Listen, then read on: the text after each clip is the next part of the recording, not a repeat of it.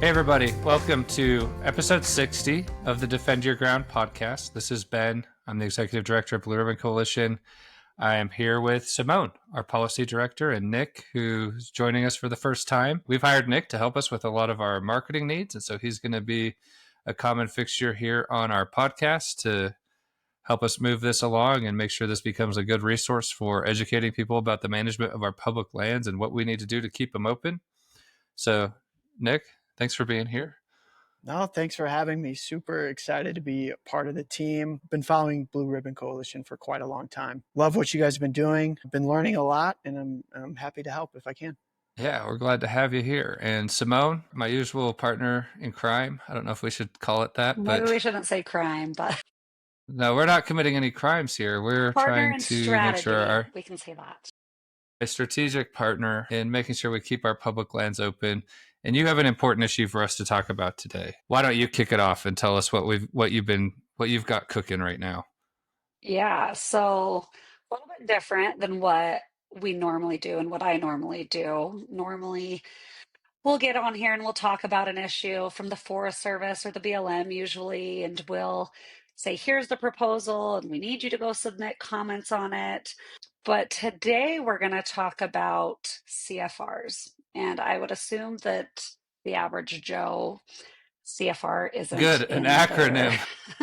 in their daily vocabulary. So CFR is Code of Federal Regulations. And for those who don't know what the Code of Federal Regulations are, they are rules essentially that agencies have come up with. So how things started with our country is Congress is supposed to make all of the laws, right, that govern everything.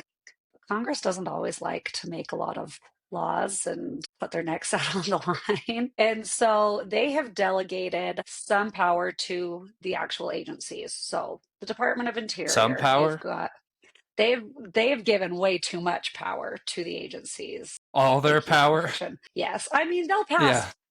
a law or two every now and then, but nothing in comparison to what the agencies do. So basically, somebody who's in the Bureau of Land Management, they are the ones that are writing these codes, these regulations, and it doesn't go through Congress anymore. I mean, Congress has no say. So you as the average American people, if there's something you don't like, you can't just go and vote these people out because this is their career. These are agency staff that have come up with these regulations, and they are what governs our public lands right now for the most part. I mean, we still have FLIPMA, that is a law passed by Congress that they say that they comply with, or at least attempt to comply with. But when you get into it, the nitty gritty of what is shaping public lands and these travel management plans, resource management plans, are these CFRs, these federal regulations that direct how they're being managed. And so these regulations are what are being used to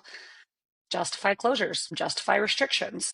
Can I ask you what is the legal standing or argument? Because obviously we're supposed to have, regulation by representation, but if Congress is giving the authority for these agencies who aren't elected to make these laws, how is that possible? Like, what is the legal argument or authority? Well, that's actually changed in the last couple of years, which is interesting, which is why we're talking about it today. Because before, Congress did say legally, you guys can do this. We are giving these agencies all the power to make the decisions, to make these rules. But was it 2 years ago, Ben, that we had, was it? It was last summer 2 that years they ago, or it was overturned just the last Chevron summer? deference. Okay. Yeah, so that overturned the Chevron deference was a legal doctrine where the courts kind of said we would defer to agencies when they make these rules that they're acting within a proper scope of their authority, and then if the agencies think that it needs to be done, it needs to be done. And so that got overturned last summer, which means it's a huge open-ended question of how much can an agency do when it comes to this rulemaking, which has become almost the default way that we get any sort of a new law in the country anymore. It's not through congressional action. Because they don't And it have also means just a lot of these infinite deference to make these decisions after that court ruling. So we can scrutinize these regulations that the agencies have implemented now. Yeah, and what was interesting about Chevron deference is it didn't really remove anything at the moment, right? They just said this doctrine is now no longer, we don't see it this way anymore at the Supreme Court. But it didn't mean that they then did a holistic review of all the federal regulations that were on the books to say, well, these now were upheld because of Chevron deference. They're no longer valid.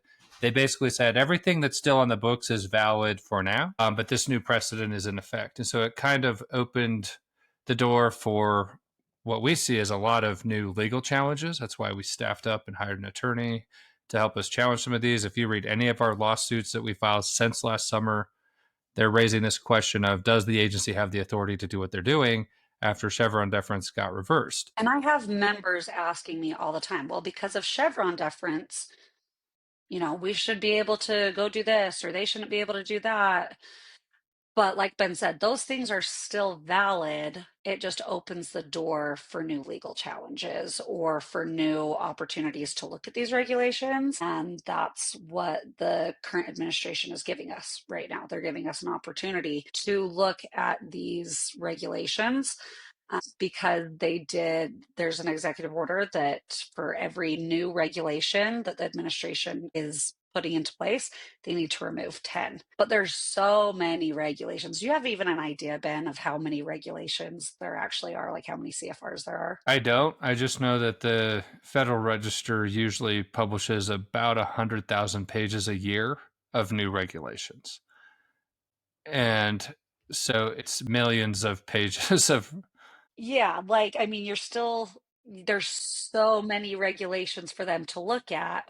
They still need us to help point them in the right direction. And the Department of Interior has actually opened it up and said, hey, we want to know which regulations need to be looked at, need to be amended or rescinded. And so they've come to the public asking for information. And at BRC, we have a long list of regulations that are used against us that we're going to give to them to look at, because like we said, there's a lot for them to look at. And if our community doesn't make some noise about which ones to look at, they're going to get overlooked. There's just too many for them to review right now. And so that's what we need everybody's help with, is to sound the alarm on some of these that are the most problematic for public lands. Yeah. And so I do want to back up a little bit and talk about, I mean, everybody's seen Schoolhouse Rock, where we learn about how a bill becomes a law and it gets introduced in the House, and then the House votes for it and it passes, and then it goes over to the Senate and then it passes, and then the two houses conference a bill together and come up with a piece of legislation that then goes to the president's desk, and it's either vetoed or signed into law by the president. And that's how we get new laws in the country, and that's in the Constitution, and that's kind of how it's supposed to work. Well, the way we get a new regulation is that Congress passes a law through that process, the Schoolhouse Rock process. And instead of explicitly telling an agency what to do, they say, manage public lands and make sure that you manage them for multiple use, but also make sure you protect the scenery, and also make sure you protect the wildlife, and make sure you keep them open for recreation, and make sure you also let them be used for mining and a mineral use, and make sure you also leave them open for grazing cows and agriculture. And so they give them all of these conflicting mandates, but then don't really tell them how to do any specific one of those. Pretty And vague. then they say, and go manage land, be reasonable, go manage the land. And so the BLM and the Department of Interior ends up in somewhat of a tough spot. But what they say is, well, we're going to enact a regulation. They'll follow what's called the Administrative Procedure Act, which means they do go take public comment, and it's published in the Federal Register. And that's why I say the Federal Register publishes hundreds of thousands of pages a year of new regulations, because Congress isn't doing anything substantive or specific. And so then the agencies are the ones pushing out all of these regulations. They carry the force of law. If you don't follow regulation, you can be penalized, you can be charged fines, you can go to jail. And so they are, in essence, laws. And so that's how we get new regulations. It's become kind of a default way of policymaking in the United States. Once those go into the books, that's how they start to manage things. And so what happened, like with the BLM, is they would say, well, the FLPMA, the Land Management Policy Act, says we need to protect or manage for scenic resources. So they'll create a whole regulatory scheme of how to make sure visual resources and scenery are protected. Now, Congress didn't really tell them to create that scheme. They didn't tell them how to do it. So they just kind of make it up. So that's how we get them. And sometimes we also get them from court settlements. We know that the Subpart C of travel management planning for the Forest Service, which is what governs all of the snowmobile plans that are coming out on our national forests, That was a result of kind of a legal settlement where the Forest Service says, hey, we don't have a great system for managing snowmobiles, so we'll create a whole new regulatory code scheme of how to do that. And they without enacted it as a Congress result of a input lawsuit. whatsoever. Yeah, Congress never told them to do snowmobile plans. But Nick, you had a question. What's up? Yeah. So you said that there is, when they do this, there's time for public comment. And is that the only way the public comment is when they're releasing hundreds of thousands of pages of these things? And Yeah, I mean that's your moment to shine as a citizen, and we have done that. Like they wanted to do the natural asset company rule, which would have sold all the ecosystem services of our planet into a $4 quadrillion market on Wall Street that the SEC proposed as a rulemaking or a regulation. It was on page 68,211 of the Federal Register, and we happened to be reading the Federal Register that day and doing our daily reading of it. Realize, hey, this is a problem. We'd alerted our members about it, but yeah, it gets buried in that process. You do get to make a comment, which means you can influence how these come out, but ultimately, that's all just box checking. If the agencies want to get these done, they will. I consider it a counterfeit form of public accountability. To make a public comment, I mean, we do it because it's what we have to do to preserve legal standing. The agencies aren't required to follow your public comments, they're just required to consider them. And So so, if as the long as they read majority your public opposed comment, one, yeah, if the majority of the they could public still comments enact opposed the the rule. regulation, they could still do it. Yeah, it doesn't matter. But if that same majority opposed a law being enacted, a member of Congress that's in tune with the public would choose not to enact that law because they lose their next election. And so the public comment process isn't a good replacement for political accountability, where you can vote out the people who are making laws you don't agree with. But that's what we have. And it's grown, and it's not to say that we couldn't have any regulations at all. If Congress were to get more specific in its laws, it could probably direct agencies to create regulations that follow very specific directives, and they just don't do that in most cases. And so, really, the culprit here with why this is a problem in our system is the Congress. Like, that's like, who is the problem here? They need to do their job, and they need to do it a whole lot better than they've been doing it for the last 80 years. But that being said, to Simone's point, the Trump administration did release a new executive order, and it tells the agencies that if you want to enact any new regulations, and they do have to enact new regulations to enact the Trump administration's agenda and priorities. For every new one you create, you have to rescind 10 old ones. And so they've asked for public feedback on which CFRs, which regulations should be rescinded. And this is something we think every BRC member or supporter should take an active role in, because when we lose access to our public lands, it is most commonly because there are existing regulations that are being relied on by the agencies to shut things down. It's not usually references to specific laws and statutes. It's specific, they usually are referencing in their legal actions, the codes of federal regulations, their internal memorandum and decision memos and things like that, that are all built out of the regulatory apparatus of our government, not the legislative statutory apparatus. And let's just point out that with the regulations that we do have, the majority of them, how they are written to restrict and minimize use. I mean, we don't have a lot of regulations in our favor as, motorized recreation users. And so the only regulations they have to rely on as they're doing these plans are kind of set up against us. So they're problematic. This is what when people say it seems like they always just close stuff and close stuff and close stuff, it always just seems to be closing more and closing more and closing more. The system is rigged to close stuff. The way it got rigged to close our public lands was through these regulations and their implementation. It wasn't because of laws that got passed. And so that's why we care a lot about this. We want to unrig the system, and that's what we're going to talk about, are the regulations we can be targeting right now. Nick, did you have a question? Yeah. Do you have any examples, just like with all the closures that have been going down in the last, few years, where they referenced a specific CFR? Yeah, You and betcha. we'll talk about You two bet of we them do. today. So today we have two that we've identified as what we think are the first targets of regulations that should be rescinded by the Department of Interior. Simone, why don't you pick one? What's Let's your do first one you designation want to start criteria talking about? first because that one's like number one on my hit list that we want to get rescinded. So Okay, so that one is, designation criteria.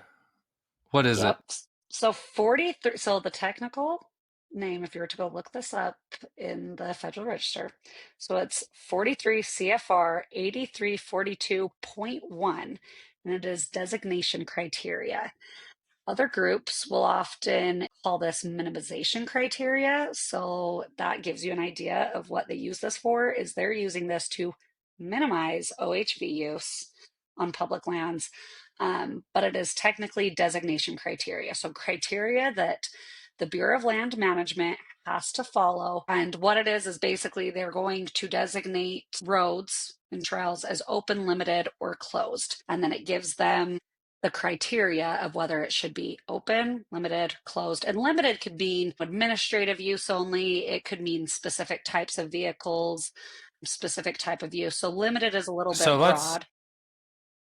so let's back up. So if you've heard us talk about travel plans in the past with the BLM, and you have because we talk about these a lot.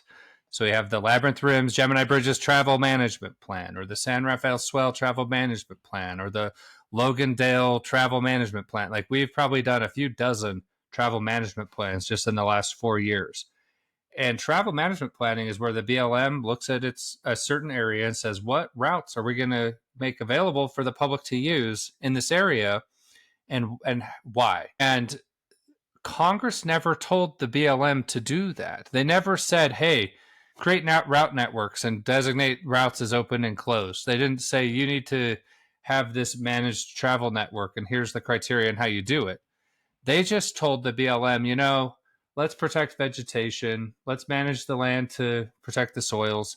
Let's manage the land to allow for recreation. That's about as deep as they got in And the multiple statute. use. Let's have multiple Yeah, use and too. multiple use. And so the BLM came up with this whole process called travel management planning. And so Simone, how long is the route evaluation criteria attachment on any given travel plan where they go through each route? I mean, for 1,000 each route, you'll pages, usually 2,000 have, pages. I mean, San Rafael yeah. Swell was I mean, each 2,000 route you're pages going to because each have route has 4 pages. yeah, and there'll be 2,000 routes, and so these are these massive documents where they're now going through each route and then looking at the designation criteria of whether it should be open, closed, or limited to administrative use, and then it evaluates all the different things that they're supposed to be evaluating. And again, that's all built off of this regulation That they that wrote themselves. that they wrote themselves. And so it's really built on a paper thin statutory basis that we even do travel management planning at all. And it doesn't mean it wouldn't be a good idea to have some sort of process for doing that. But Congress should be the one who creates that process and defines how it should work. And then probably has ultimate sign off on what gets approved. Because in And what the the case of criteria should Utah, be. yeah, like in the case of Utah, none of the congressional delegation members support the travel plans that have been created by the BLM.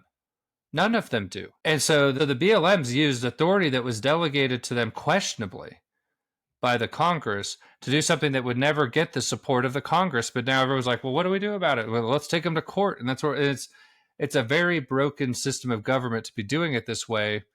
And so we kind of need the operating system to be upgraded to something where it puts Congress back in charge of these things instead of us working off this whatever the agency. When was this OHV designation criteria, the travel management criteria?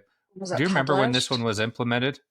Yeah, I mean it was not any sooner than the 1970s. Yeah, I think this was around Flipma era. Like this is old. Maybe the early 80s. And so this stuff has been on the books for a long time. It was validated by the Chevron deference being adopted as a legal doctrine or precedent in the courts. But now that that's been overturned, this is a huge open question. Our San Rafael Swell plan raises concerns about these designation criteria. We are talking about this aggressively in our lawsuits. So when the Trump administration, when Trump won his reelection, we started getting word that they were going to be doing some deregulatory action, right? You had Elon Musk and Vivek Ramaswamy wrote some opinion editorial in the Wall Street Journal where they talked about what Doge was going to come and do.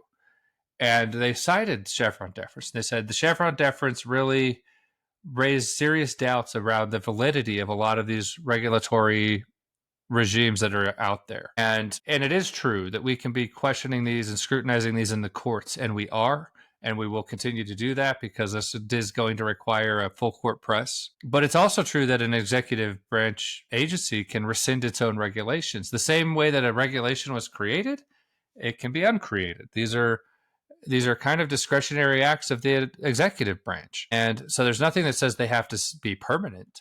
And they update these all the time, going back and forth between administrations on updating the regulatory codes that implement the Endangered Species Act, the National Environmental Protection Act. All of these have been redefined by at least the first Trump administration, and then the Biden administration rewrote them again, and then now they're all being rewritten again. Again, another reason why this is a terrible way to do government, because when Congress passes things, it usually is a lot more permanent because there's that political buy-in. If it has enough political support to have passed through the congressional process, you've created something that's going to be a lot more durable, and the only way to undo it is through congressional repeal, which is harder to do than passing something. Simone, name off the top of your head 5 laws that have been repealed in your lifetime. Nick, you should. Don't ask me. I have no idea. I can think of one that got repealed, not in my lifetime, but pretty soon within my lifetime. I'm not this old. The Homestead Acts were repealed when we passed the FLIPMA in 1976. They actually repealed the Homestead Act by passing a new law. So usually when we repeal things, it's because we've passed new things to replace them. We don't ever just like repeal something to be like, you know what? We don't need this act from 1782 anymore. Once Congress passes stuff, it stays pretty durable. If an agency passes a regulation, you're one election away from it all changing. And so it means that that's part of what makes it really difficult for these agencies to manage public lands. And that so, also, yeah, go ahead, Nick. so you're saying the executive branch could just basically get rid of any of these CFRs, even though that the BLM, I mean, who was that created by Congress? I believe, Yeah, wasn't and it? so the BLM was created by Congress. But the executive still has authority over these regulations. Yeah, 100%. And that's why I mean, the Biden administration had a very aggressive regulatory agenda where they updated and issued a lot of new regulations. So the landscape health and conservation rule, which created the plan to lease all of our public land to conservation groups, that was a rulemaking. There was a CFR creation, like that created new regulations. And so the executive branch kind of has felt like it has pretty broad license to update these as it sees fit. And with the case of the landscape health conservation rule, it's kind of wild because here you had this law that had been in place, FLIPMA, since 1976. And the BLM in 2023 looked at that and said, you know what was hiding in plain sight in this law all the time was For all this these decades. authority where we can just go sell the conservation leases to everybody and make a bunch of money. And again, another problem because Congress is who has authority over like taxation and raising revenue for the government. For the BLM to use a regulation to create a whole new system for raising revenue for themselves, huge constitutional bypass there. And so the designation criteria, that's regulation number 1. Simone, we're going to have an action alert linked in these notes where people can go and also share their feedback that they support this effort to rescind this regulation, correct? Is that what the action Yeah. alert does? Yeah. And to Nick's earlier question, because he asked, do we have examples of this? This CFR specifically is referenced in almost every single plan that we do. I mean, this is probably the most common one we use. And just so people are aware, I mean, part of it's the whole thing is to minimize damage, minimize harassment, minimize conflicts, minimize, and there's never anything about maximizing, recreation opportunities. Like there's nothing about that in it. It is written and rigged against us. But just to your point of I mean, anybody who followed Moab, which I'm sure most people listening have followed the Moab issue, I mean, a lot of the routes were closed because of conflicts between users because the river rafters didn't want to hear a motor. And so that's part of this designation criteria because it says areas and trails shall be located to minimize conflicts between off road vehicle use and other existing uses or proposed recreational uses. So that's so vague, as everybody that followed the Moab issue knows, is just because one user group complains about another one, that's a conflict, and then that one user group should be completely limited Yeah, and restricted from Who use. decides like and who decides like the levers or the metrics for each one of these different minimizations? There is it's none. arbitrary. And so it's so It's completely arbitrary. subjective. Each BLM, each office, each plan, they can look at it totally different, and that's the issue with this, and that's what we're trying to point out, and that's what we need the public to point out. This is so vague, it can be manipulated, it's used against us as arbitrary. That's going to be hard to hold up in a court case, especially post Chevron deference, because of the vagueness. We shouldn't spend thousands or however much money of taxpayer dollars to litigate this if they could just rescind it or even rewrite it. And we are giving suggestions on how they could rewrite it if they don't want to rescind it completely. But that's what we need people to submit comments about. And ultimately, the fix for this is Congress needs to define what it means. So, if Congress wants the BLM to manage user conflicts on public land, that's great. Define what a user is, define what a conflict is, define those conflicts where if somebody's doing something, and you can do that, like if you are. So, if you have a user that is like an oil and gas installation, right? And they've now acquired through a lease access to a 2 to 3 acre well pad where they have facilities and stuff, it would be a user conflict for some recreation user to come and access that facility's footprint and mess with their equipment, right? It creates a danger, it creates a liability. If something were to go wrong in that situation, we would have insurance companies and lawyers and police and people involved in that conflict. And so you create a trespass law and say, if you trespass on this piece of land that's set aside for this use, you're trespassing. And then you enforce a trespass. The trespass is the conflict. That's a violation. That's something that's documentable through a citation by a law enforcement agent. And that's definable conflict. Just having some user group out there be like, I don't like them, that's not a conflict. That's just somebody's opinion. And so you could solve the e-bike problem with this. Like the reason e-bikes aren't allowed on stuff is because they're saying that having this what they call a motorized use on a mountain bike trail is creating conflict. Well, it's not creating any documentable conflict. There's no citations. There's no one being injured. There's no damage to the environment that isn't being caused by other bikes. And so it's like Congress has to be the one that wrestles through all of this and says, if there's a trail that's managed for multiple use, we know how to do this because we manage transportation systems all over the place. So say we're on a public highway on a road, who has conflict in a lane change situation when you have your blinker on for 3 seconds and you have, I mean, we have rules for how to manage those conflicts. Who has the right of way in a intersection or a crosswalk? Like, well, there's rules around that. You have rules over who gets priority of use on a certain area. And so that's what we do. Like with horses and mountain bikes and hikers that share the same trail, there are right of way rules that can be put in place that if you're a mountain biker, you must yield to the person on horseback. You know, that's how you codify user conflict into the law. And Congress could do that. And then if you are a mountain biker and you didn't yield to someone on horseback and then that person got injured, you now have a huge problem because you caused an injury to a person and you're now liable for that because you weren't following the right of way laws on that trail. And so it isn't just this way for one group to collectively amass its power and then subjectively ban another group from being able to use a public benefit.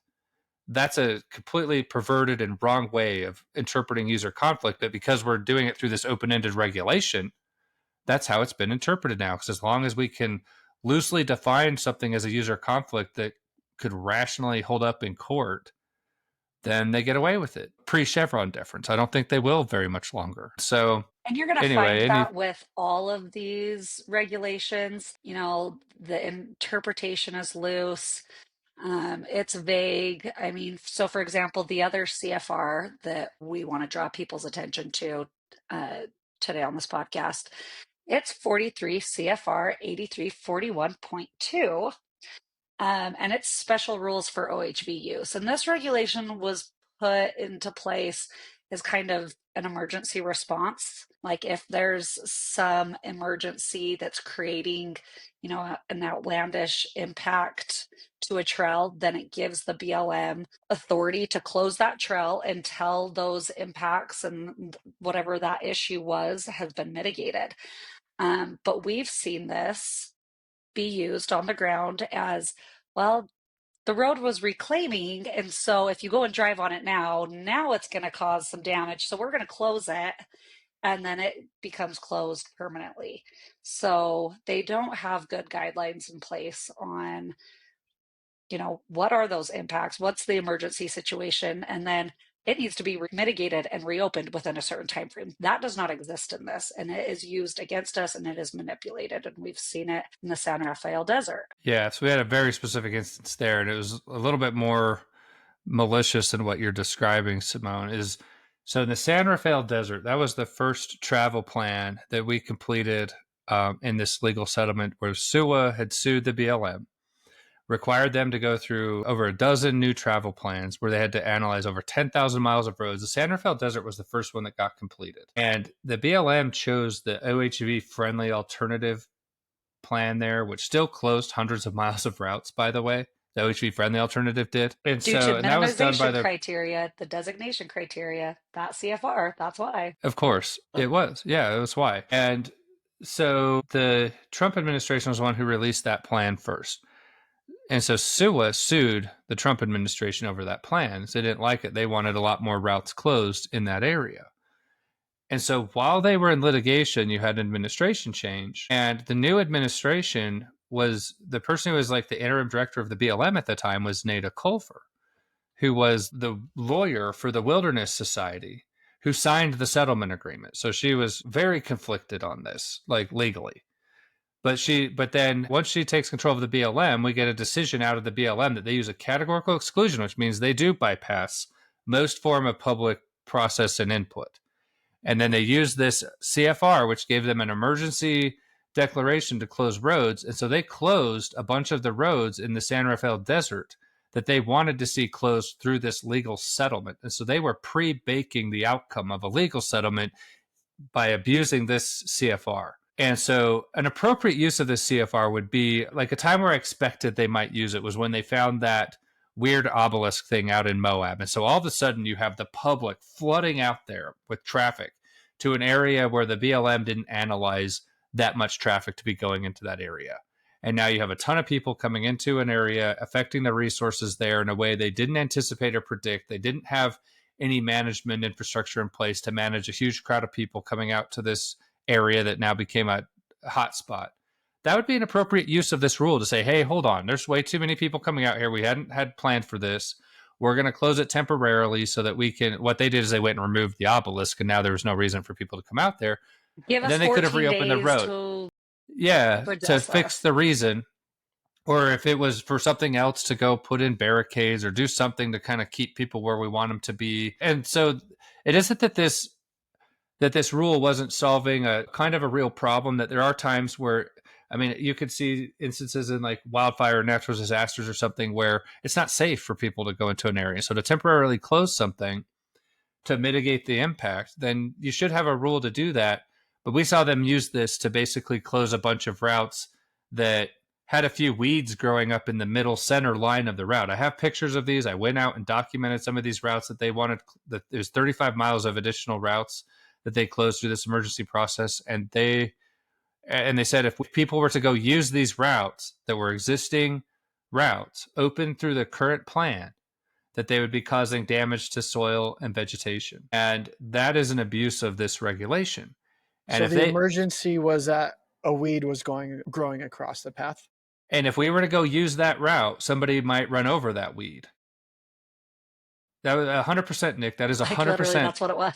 what it was. They said the right words in the categorical exclusion, And then they closed it. We challenged that closure, like, because we were involved in, we were defendant interveners on that plan. So we were saying, like, and this was done in secret. We're like, hey, wait a minute. This is materially changing what is currently being litigated in court right now.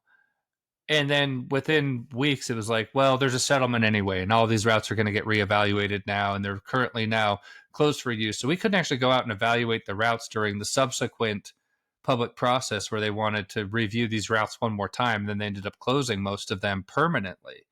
And so this wasn't ever temporary. There, like, if I was Congress and I was looking at solving this problem, you could get political support to give the BLM emergency authorities to close routes. You know, like, that's reasonable. Put a sunset date on it. Give them a timeline. Codify the specifics of how this should work so it doesn't get abused. And that's what Congress has just become terrible at doing as the administrative state has risen to fill in the gaps. And it could do that. And then if they did that, then the BLM would have clear guidance. It's something that couldn't be manipulated by a politically motivated actor at the top of the agency to basically steer the outcome of a court action. And our concern here and our message to the administration of why this rule should be rescinded is this administration's priority is to open a lot of public land. And if they don't rescind these rules, this is how, if a new administration comes in that has a different agenda or priority, they'll use these rules to undo everything this administration did. And so if they do this now, and if they get these off the books early and put in place new programs, it'll be a lot harder for a new administration. It's not impossible, again, because these are still all executive actions. They can be redone by a future presidency. This is one that should definitely go because it's been abused, even though it started from a reasonable place. If it's been abused, get rid of it and make the Congress fix it. If we really need this, the Congress will fix it. But how it is currently written in 43 CFR 8341.2 is a problem. So they should rescind it. I mean, it makes total sense because, like you were saying earlier, we know that once the government does something, how often do they overturn it? So not having a mechanism in there for them to go back and say, okay, we need to reevaluate this. How do you ever get these overturned? You didn't. They left this one in place until they were able to get something permanent done. It was a temporary closure that was designed from the outset to become permanent.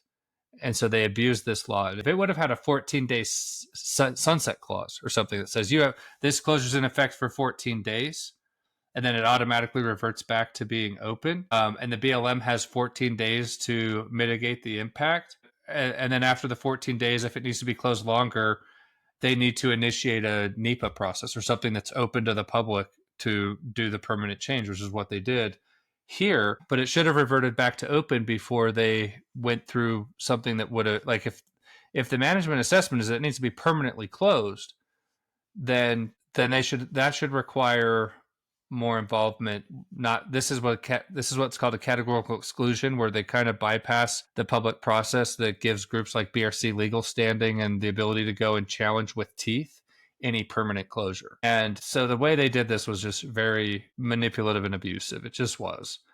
And so without some sort of hard-coded sunset clause, this rule could be used in the future to close down all kinds of things temporarily that never get reopened. So, Simone, if you're someone who agrees that the BLM shouldn't be able to permanently close our public lands through temporary emergency regulatory power, what should that person do if they agree with us that we should be opposing this? They need to sign the petition that we have created that adds their name that we can then submit with our recommendations.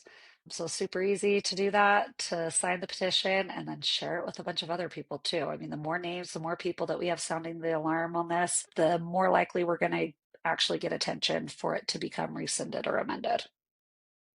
Exactly, and we'll be giving these to the administration officials in whatever way we can. But we want to show that it's not just us that we're doing this on behalf of our members, and we have broad public support for this. And so, do sign the petition. We want to show that there's a lot of support and that we're speaking on behalf of a large group of Americans who want to keep our public lands open. What were you going to say, Nick? No, I was just going to say, and they're actively asking for this. They want to hear the feedback. They want to hear from you, and that's why we're alerting you about this, because this is the kind of stuff that gets buried in a lot of the noise that happens around these kinds of issues. And so we consider this, I mean, we've been talking a lot about the grand reopening of our public land. And this is what it looks like. On one level, we do want to reopen a lot of the things that were closed. We've been having some success with that. We were out recently looking at a trail that got reopened in Glen Canyon. We have seen the conservation leasing rule was permanently rescinded. And we think there are some things in the budget bill that actually will permanently reopen some land. We want to see them get done first. And once those are done, we'll let you know what those are. But we're But trying to these change the rules of the regulatory, games of the game too. I mean, yes, right now we can get things unrigging. opened, but in 4 years, I mean, things can just be closed again. And so we need to change the rules of the game, and this is the first step to changing those rules. Yeah, if we can unrig the system now, it means anything that gets done in the next 3 years will be a lot more favorable for access and keeping stuff open. And so we have to unrig the system. And this is how we do it. This is how we can create an operating system that's hard coded to keep our public lands open instead of to close them. And yeah, so sign the petition. Let's support this. And we're starting with these two. Simone, you've identified at least 20, at I am least, more than that. maybe more. 30, 40. I mean, we're going to be submitting a lot of these There's a lot. ourselves. Ones that we think have really broad impact and affect a lot of our users. We're going to educate you about those and have additional actions you can take to help support us in this. We feel like we have a couple weeks, maybe a couple months to really move the needle on this. And so we don't have time to wait. When you learn about this, make sure you help share it. Make sure you send it to your friends, share it on social media. Make sure your club members are supporting this. This is one of the things we think will make the biggest difference in the coming years on keeping things open and reopening things that got closed. Anything else you want to add, Simone? I think that covers these first Yeah, two. I think that's it. We'll keep you posted on more to come. All right. And by that, we mean there will probably be future podcast episodes we do about this very specific issue. And so if you haven't subscribed yet to the podcast, you should. If you haven't subscribed to our newsletter, you should. If you're not following us on social media, you should, because there's a lot of this stuff happening. And there's so much of it that if you're not paying attention, it'll fly under the radar. And we really need people locked in on this stuff. That we need to be moving the needle. Our window of opportunity is short. And so let's re-rig the system to keep our public lands open. And thanks for listening.